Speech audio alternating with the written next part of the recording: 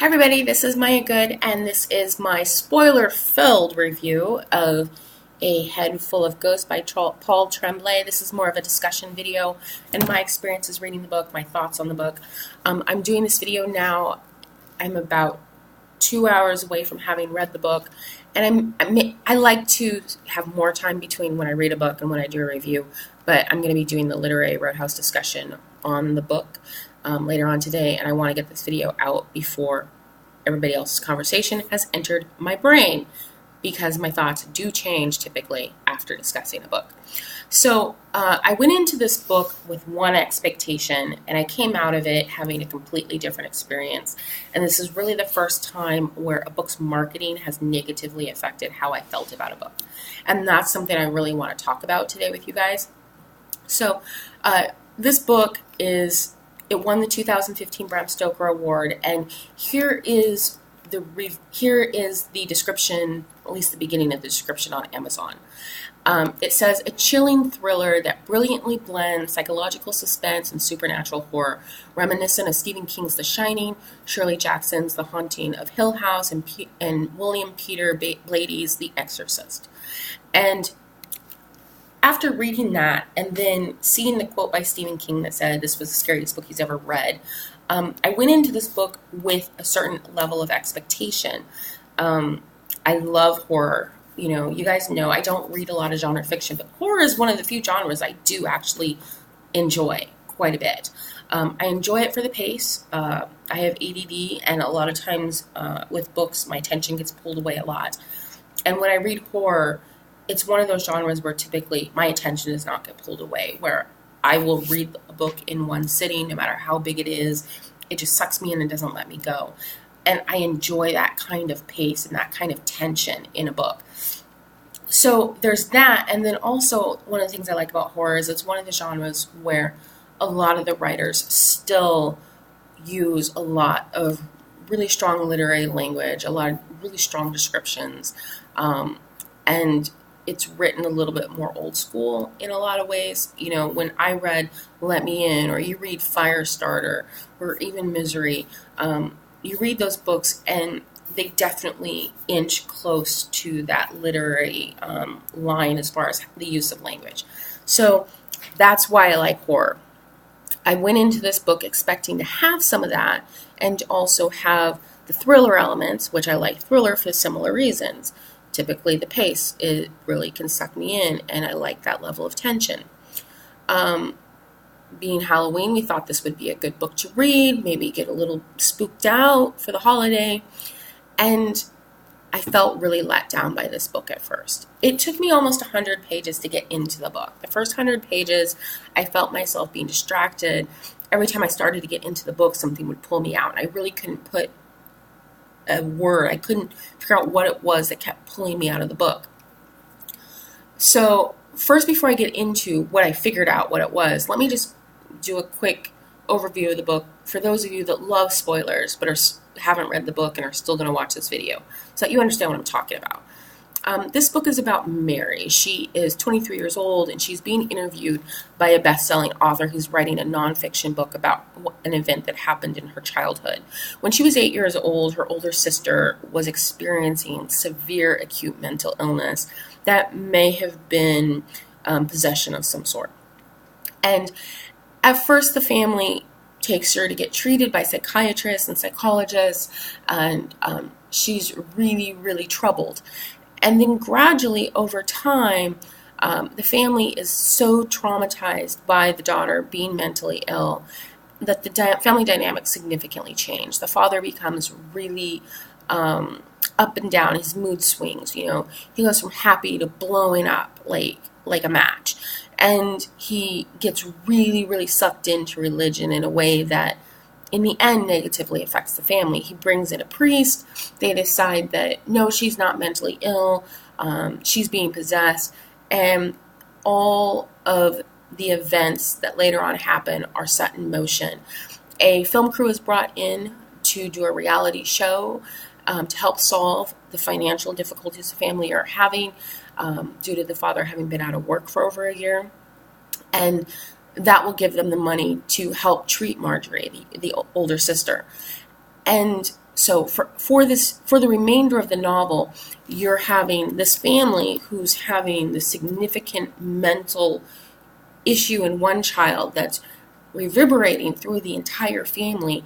And then you're also having this film crew in the house. And the film crew wants to make money. They want an interesting show. And so, one member of the film crew really attaches to Mary and they become friends of a sort. But another member of the film crew, Barry, he just wants a good show out of this. And things happen that really show you that Barry is kind of pushing and prodding the family to look crazier than they already are. And in the end, his final prodding, them setting up the room during the exorcism to look more dramatic, ends up causing Marjorie to completely flip out and jump off a balcony. And so seeing that, knowing that that's what the story is about, you would think that I would start reading it and just never set the book down. On paper, this book looks like it was written for me. Like on paper, that's the way it looks.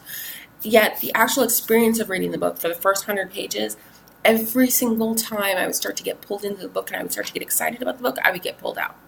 And I couldn't figure out what it was that was pulling me out until right around 100 pages, I got really sucked in for a decent amount of the book. And then I got pulled out again, and I realized that there were these sections where Mary, in addition to talking to this author, she's also writing a blog about the TV show as if she wasn't there. And her voice during that writing is interesting and it's fun and it's very bloggy, and it's an interesting form for the novel. At the same time, it totally messed up the pace. Every time we would switch to the blog, I would get pulled out of the story. Every single time. And the voice was so different from the Mary that we were experiencing. And this other voice of Mary was never really explored in a way that I had any sort of connection to it. So it was like disruption. It was this periodic, constant disruption of the story. Now, in some places in the second half of that book, that disruption works, because in horror, once you get too tense, you need a relief valve so that you can experience the escalating tension. And it does that in the second half of the book. But in the first half of the book, for like the first 100 pages, it just disrupts me. The other thing that really negatively affected my enjoyment of the book was little Mary's voice. Mary is 8 years old. That's third grade, typically in the U.S. She's 8 years old that summer before school starts, and then school starts. So she would be a third grader. And she did not, in some ways she was very third grader, but in other ways she was much younger.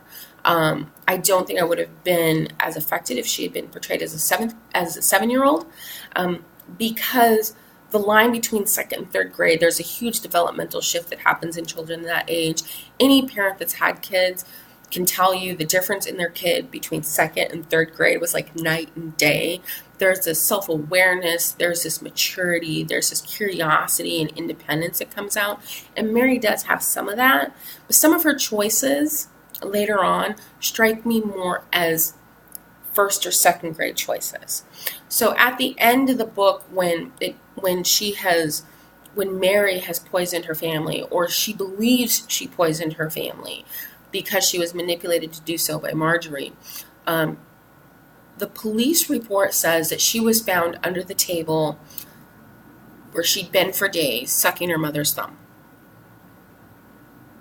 She's in third grade. Yeah, she's traumatized. She's been traumatized by the TV show, so I can see some regression happening there. And I can see some emotional shutting down happening. But the idea that before the realization fully hit, when she first sees her parents passed out and they're not waking up, that she wouldn't call 911, or she wouldn't run to a neighbor, or she wouldn't start screaming, strikes me as not realistic. For a younger child, possibly so, but for Mary, given her level of independence and awareness, it didn't strike me as appropriate. Some of her other young behavior could have been excused by the amount of trauma she's experiencing, but by that point, it was just unbelievable to me. The things that I found interesting about the book, and there were quite a few, and I actually think I would have enjoyed the book a lot more if I hadn't have read the blurbs and if I hadn't have read Stephen King's thoughts on the book. I think I would have gone into this book expecting a psychological thriller. I would have been disappointed by the slower pace, but really interested by the interesting novel construction. I wouldn't have expected to be pulled through the story. I would have expected the story to unfold, and possibly I would have liked the story more. So the parts of the story that I really enjoyed, I enjoyed the family dynamics and watching the family dynamics change, watching the mother go from being this strong, independent woman who is an atheist and puts her foot down and wants to raise her kids her way to becoming very submissive and confused and traumatized and hurt. And then at the end, getting just enough strength and then imploding on herself. Like I found that interesting. The father's journey I found less interesting. I found him to be a little bit of a caricature. In the beginning, he's a little unreliable emotionally. So like one minute he's good daddy, and next minute he's like blowing up and arguing with people all the time.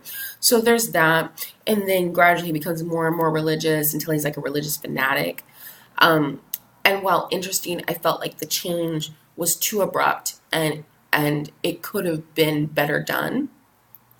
The dynamic of watching how Marjorie's mental illness first affects Mary and then causes the adults to make such drastic decisions that in the end ruin the family. I found that extremely interesting.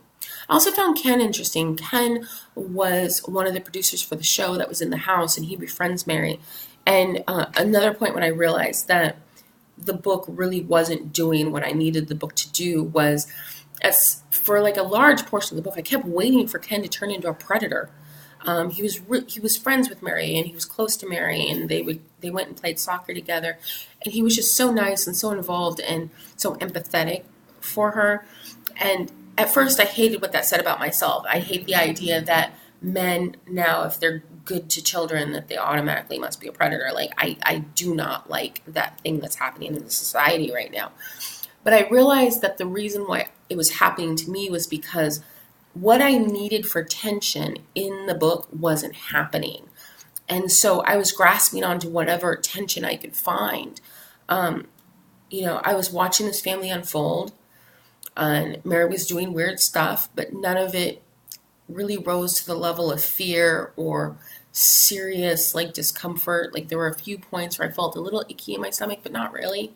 And so subconsciously, I was like, well, something bad's got to be happening. Maybe it's Ken. And so there was that as well. The dynamics of Mary talking to the author, I found those scenes really realistic and really natural, and the conversation between the two women was something I really enjoyed. I liked the fact that this was a book that didn't talk about romance and didn't have any of those other things that we typically see just thrown in to create interest. Like their conversations really felt like good conversations between two smart women. And I enjoyed that a lot. The blog posts disrupted the novel for me, but I think they were interesting. I think it could have worked if done slightly different. There was a kitschiness in her voice. There was a hipness to the blogger's voice that just struck me as annoying and cloying. And so when it would get to those points, I would be irritated because I didn't like the blogger voice. And the blogger voice had nothing in common with the Mary voice. And the Mary that I was learning about as a child and the Mary that I was seeing as an adult didn't strike me as the Mary that would write those blog posts, even under a pseudonym. And so that really made it hard for me to hold interest through those portions of the story. One of the things that I found most interesting was the dynamic of how having television cameras in the home made a bad situation worse, and how society's reaction to the TV show amplified that to the nth degree. So you've got this child that is mentally ill or possessed, or as she says, she isn't mentally ill, she's just faking because she knows that her dad's mentally ill and she's trying to get help, whatever. So you've got a family in crisis. You bring in a television crew who wants to make good TV and wants to make money. That prompts protesters. Then the Westboro Baptist Church, and even if they aren't particularly named, we know exactly what church they're talking about, shows up on their doorstep, which creates even further and further and further trauma. So all these things are happening, and it makes sense that when Marjorie is finally in the room and the exorcism is taking place, and she knows she's faking or she's a demon, and the demon knows that it hasn't been opening and closing the drawer. When the realization comes that the producers have rigged the room to make it scary for TV, and Marjorie literally flips the F out, that makes sense because it's just this escalating trauma through the family and she's had it. And so that whole portion totally rung true for me. The part that I think redeemed the novel for me, I think if the novel had ended in any other way, I would have said I didn't like the book. But the ending of the novel brought it up to I liked the book. And what did it for me was when Mary is recounting her memories of the last day, and then she says, and then the author tries to interrupt her and she keeps going. And you realize that what she remembers is dramatically different than what's in the police report and what the author has found through research. And that she knows it's different, but it's still her memory and she doesn't know if it's real or not. And that portion struck me as really true.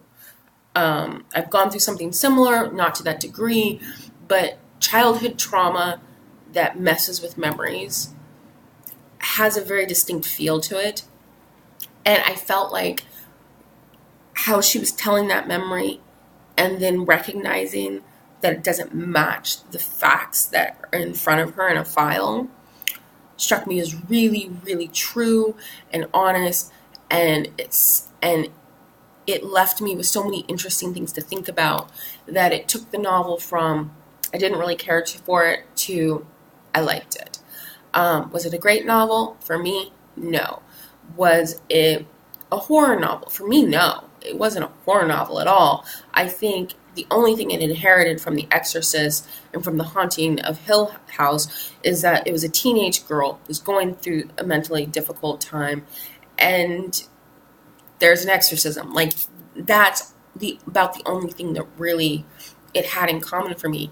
There was nothing in this that was scary. There were things that were happening that were disturbing, but I didn't go away feeling uncomfortable for an hour afterwards. I didn't come away from it feeling nervous or scared or wanting to close the book because, I don't know what's going to happen on the next page. I didn't get any of that. I even have a hard time calling it a thriller because the pacing was so off to me. Upmarket fiction, maybe. Yeah, I can give it that. And if I would have gone into this not expecting fast pace and not expecting to be scared in some way, I possibly might have enjoyed it more as an exercise in unique novel construction. Like, there's some things that are done in this book that are unique and interesting and could have been done better, but still, even the way they were done, gave me food for thought on how to tell a story and on society and on how the internet affects everything. A lot of the things that are used as proof that Marjorie is being possessed are things that she could very well have gotten off the internet. And the idea that you can't take it away from her because she's got to keep up at school, and all of her research is making her illness worse and making the trauma within the family worse because it's fueling the things that she's doing. I found that really fascinating. And so, do I recommend the book? Yes, actually I do. I don't recommend it if you want a book that's going to scare you or make you uncomfortable or make you wonder about the meaning of life. If you want something that's going to shake your world, read Let Me In, read Black Box. I don't know, something like that. Even The Girl with All the Gifts, like read something like that. But if you want a book that shows a really interesting meditation on trauma and family and how society and the internet can affect that, I think this book does that really, really well. So that is my thoughts on the book. I'm sure my thoughts are going to get better and more cohesive, but I wanted to get this out before I had my Literary Roadhouse book club discussion, because Lord knows that changes everything. And after that discussion, I will write a blog post. So if I'm sure like my thoughts are going to be a little deeper, a little more cohesive after that. So when I do write that blog post, I will put the link in the down bar. And on that note,